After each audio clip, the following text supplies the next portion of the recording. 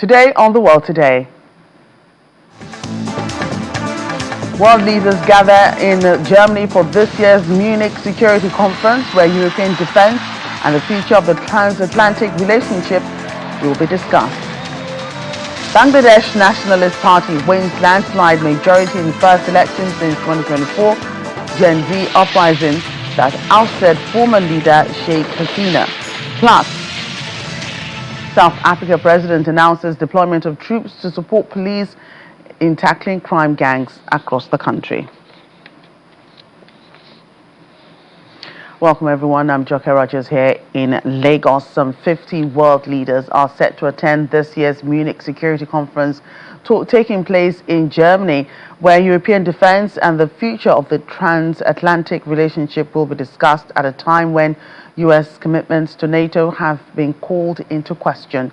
U.S. Secretary of State Marco Rubio says the old world is gone as he arrived in Germany for the Munich Security Conference. Speaking ahead of the event, he described a new era in global politics and said the fast-changing world requires allies to reassess their roles. He also revealed that he's held private talks with European partners to discuss their place in this shifting landscape.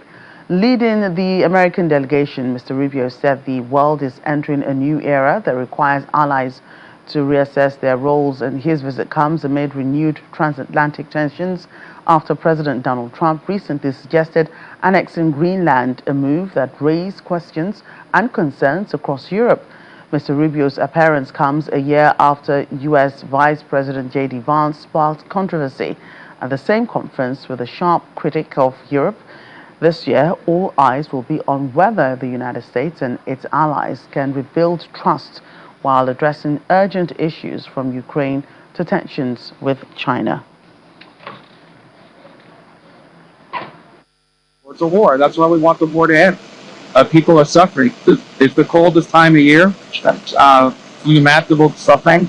That's the problem with war. That's why wars are bad, and that's why we've worked so hard for over a year now to try to bring this one to the end. The world is changing very fast right in front of us. The old world is gone, frankly. The world I grew up in, and we live in a new era of geopolitics, and it's going to require all of us to sort of re-examine what that looks like and what our role is going to be.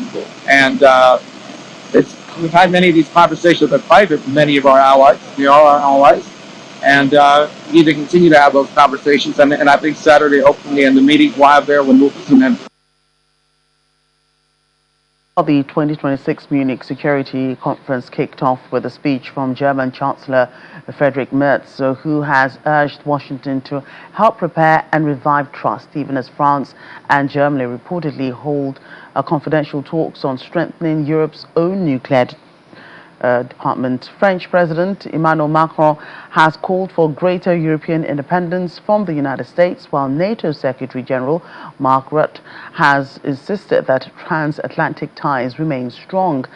He says he expects U.S. Secretary of State Marco Rubio to urge European allies to take a stronger leadership role in the alliance.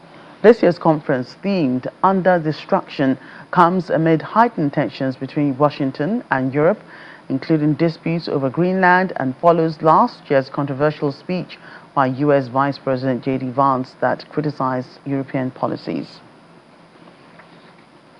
Listen, I think we all agree in NATO that we should stick together, the US and European and Canadian NATO. I think we all agree on that. But having said that, we also all agree that NATO should be more European-led. Europeans should take more responsibility for their own defense. And the good news is they are doing. There's the extra defense spending. We are seeing, for example, Germany doubling its defense spending 2021 compared to 2029. They will go to over 150 billion. A clear example of Europe stepping up. The Germans are increasing their presence in Lithuania. Again, Europe stepping up. Pearl. Europeans and Canadians buying from the US essential gear for Ukraine. Europeans stepping up. So we will stick together with a United States anchored more than ever inside NATO, because they know that what they have asked for decades, Europeans and Canada taking more care of the collective defense, particularly spending the same at least as they are spending, is now happening. Not only because the US is asking for it, but also because we need it because of the Russian threat. With a strong US presence going forward, both nuclear and conventional. And we have all the plans in place, as you know, to make sure over the coming years, with the huge investments now taking place, as I said, the Germans doubling their defense spending, the new Dutch government committing to reach as fast as possible the 5%, including the 3.5% core defense spending. What is happening in Poland? Well, I could mention all the allies, Canada back, really stepping up. So we'll, over the coming years, get more and more, we will more and more see a NATO more European-led, but at the same time, the US absolutely anchored in the organization. It's definitely been a rough year for NATO, the Western military alliance. After decades of keeping peace in the region, the US, as the most powerful member of the group, has questioned its very existence. Is one topic that will be discussed at the Munich Security Conference, which starts today, as you've heard from some of the leaders that we've tracked up there. Well, Lars Holter is with Deutsche Welle and joins me from Berlin for more on this. Lars, great to see you. What's the mood in Munich as this meeting gets underway? Yeah, thanks for having me. It is tense, one could certainly say, and for one particular reason mostly. This most important conference of its kind in the world brings those most powerful leaders in the world together every year, and obviously that means that the United States will be there too, and that is where it gets tricky right off the bat. Speaking for the US officially will be Secretary of State Marco Rubio, and he's of course a well-known guest in Munich and obviously a well-known player in the field. However, leaders in Munich are worried that they won't see the old Marco Rubio, the one who used to be a reasonable voice, a strong NATO proponent, but that they will have to deal with Rubio speaking pretty much to an audience of one, with his speech not so much targeted at the audience in Munich, his speech not so much focused on solving real problems, but that they will see Rubio mostly trying to please his boss back home in Washington, that Rubio will continue the often heard tirades against European leaders, the lecturing of former allies, all that likely to put himself in a good position for another run for the White House eventually. Now, one of the leading German security experts, Norbert Röttgen from the governing CDU party here, finds this difficult, and he said right before the meeting got underway that despite the current problems with President Trump, Europe still needs reliable partners in the US. He says there's a lot over there, even among Republicans, but they're mostly quiet right now, and they're most certainly not part of the current talks in Munich. Some Democrats are, however, including California Governor Gavin Newsom. And what exactly is on the agenda for the weekend? Well, obviously, Russia's ongoing war in Ukraine has changed the security landscape in Europe forever. So that's a big topic. But also there's the Middle East, Israel and Gaza, China, lots of topics. But one big topic will also be securing the Arctic. It's not the first time European leaders tackle this subject, but this year it has reached a new level, considering that just a few short weeks ago, we all witnessed an escalation in the matter as the United States under President Trump made very aggressive moves towards annexing Greenland, which is of course part of Denmark and thus a NATO partner for the United States. While eventually now a deal was reached, and it currently doesn't look like the US is further escalating the Greenland situation, NATO partners have most certainly understood that Trump wasn't entirely wrong when he pointed out the importance of the Arctic in global politics, especially relating to security politics. NATO is definitely strengthening its defense in Greenland and the Arctic Circle, and future strategies there will be on the table in Munich too. Right, and what exactly is NATO planning to do in the Arctic? Well, for starters, there's the current mission Arctic Sentry. That's a military mission that was pretty much put together to pacify US President Trump. For now, NATO partners are planning this major maneuver to show that they're taking seriously the military defense of Greenland, and NATO partners are all being involved or getting involved, sending planes and boats and sending troops. Germany has just agreed to send 4 Eurofighters to the Arctic Sentry mission within the next few days already. They will run control flights over the Arctic Arctic region, and they're supposed to be stationed in Iceland once the maneuver is completed. Germany has been actually one of the first NATO countries to officially commit to being part of the exercise. Britain has meanwhile said they will send more troops to Norway, maybe making the point that Greenland is not the only important territory when it comes to Arctic security politics. So it seems the partners are getting involved more partially to satisfy the US president, keep him at bay, but generally also to ensure safety here in the region. Thanks again. Move ahead now. The centre-right Bangladesh Nationalist Party has secured a decisive victory in parliamentary elections, marking a dramatic comeback for its leader, Tariq Rahman, after 17 years in self-imposed exile in London. Close to 60% of voters turned out for the first election since student-led protests toppled former Prime Minister Sheikh Hasina 2 years ago. According to official results, the BNP won 212 seats, while the Islamist-led Jamaat al-Islami alliance took 77. Mr. Rahman urged supporters to attend Friday prayers rather than celebrate in the streets, as the party now faces the challenge of uniting a divided nation. Economic issues are also high on the agenda, with the BNP pledging to build a $1 trillion economy by 2034. Analysts say the clear result provides a boost for the garments industry, a key driver of Bangladesh's growth. And staying with that, for the first time in Bangladesh history, citizens living abroad were able to vote in the country's parliamentary election. And in London, Bangladeshi community hopes are high for a brighter future. Residents from Tower Hamlets and Whitechapel say voters are seeking change after years of alleged corruption and rising living costs under former Prime Minister Sheikh Hasina. Many emphasize that stability and development, particularly for young people and jobs, are more important than which party wins. So this is the first vote that's taking place after the government fell in 2024. Of course, the people in Bangladesh, they want change. The youth, the Gen Z, they can see that there's a history of corruption, one government after another, and they're really looking for something to better their lives. In Bangladesh, there is no extremist group or any extremist political party. So most of the people just support the Muslim Islamic religions party. I would question this terminology that's being used in terms of religious fundamentalism.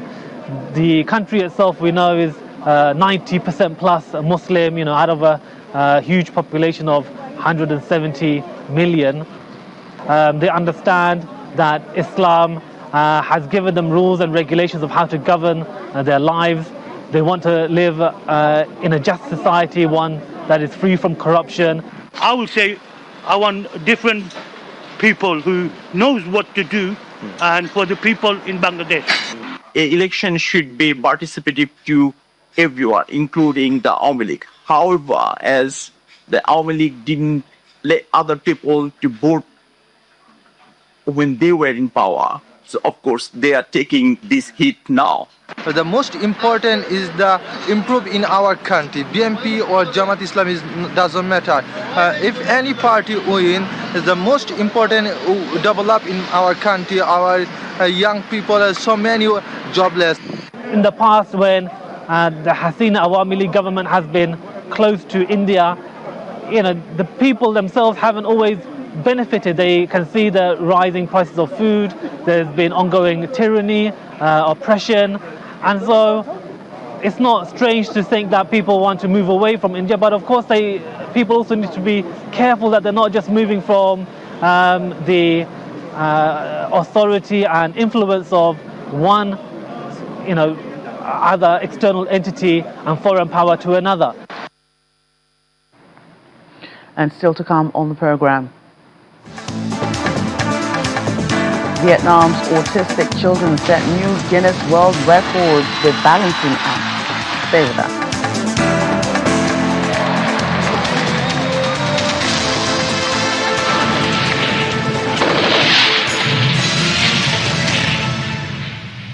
Welcome back. We're in South Africa now, where President Cyril Ramaphosa has held his annual State of the Nation address in Cape Town.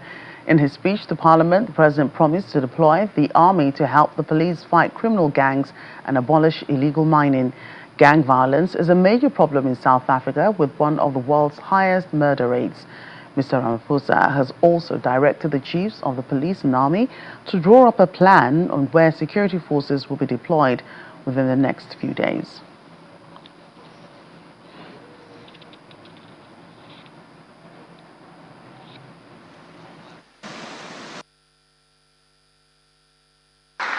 We have achieved 2 consecutive primary budget surpluses. Our credit rating has improved. Interest rates are coming down. And inflation is at its lowest level in 20 years.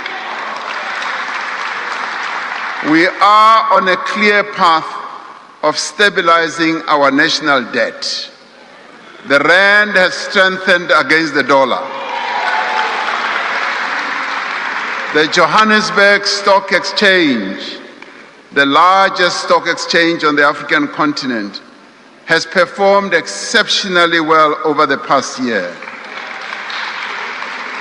This growth reflects broader economic recovery, investor confidence, and increasing interest in South Africa's economy and equities. Our borrowing costs have been declining.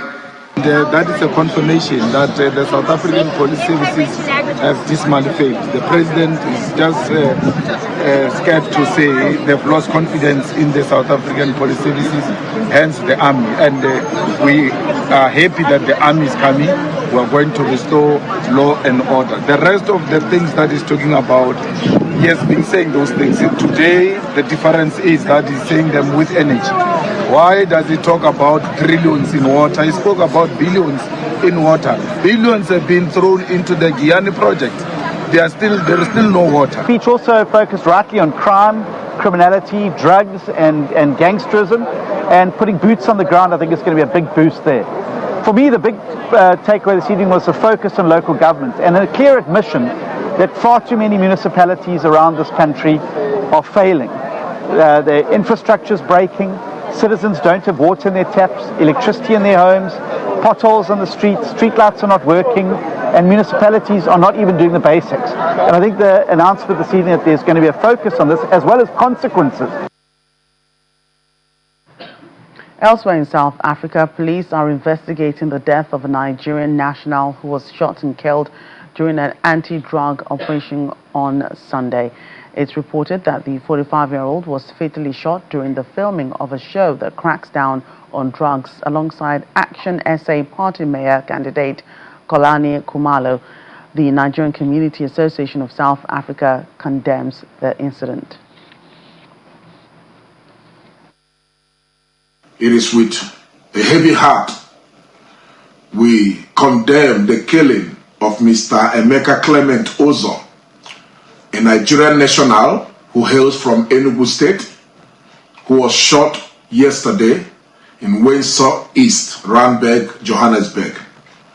The Nigerian community condemns this killing in the strongest term, making reference to the use of force and excess energy in terminating life. It is not in the best interest of justice and the law for such violation of human rights. NECASA therefore calls on the Nigerian community, the Nigerian consulate, the Nigerian High Commission, the South African police authorities, the diplomatic channels, and all human rights institutions to please join hands to investigate this matter to ensure that justice is served. While we condemn this act, we urge all Nigerian community to remain calm, peaceful, and law-abiding as engagements continues. Our Nigerian consulate here, the ambassador, and the consular officer, they are on top of the matter, addressing and reaching out to all diplomatic channels to make sure that we bring the culprits of this matter to book. And finally on the program, at an inclusive education center in northern Vietnam, children with autism and intellectual disabilities are defying expectations and setting world records. At the Hoa Juyen Chi Center in Bac Giang, students are trained to develop balance and coordination using physiotherapy balls. Among them is 9-year-old Tran Yuan Sin, who lives with the attention deficit disorder and intellectual delay. Despite leaving primary school, he discovered an extraordinary talent. Last year, Sin walked backwards on a medicine ball for more than 250 meters while blindfolded and juggling tennis balls, earning official recognition from the Guinness World Records. The center's founder says the training is demanding, especially for children who face cognitive and behavioral challenges, but he believes building confidence and nurturing their strength can transform their lives.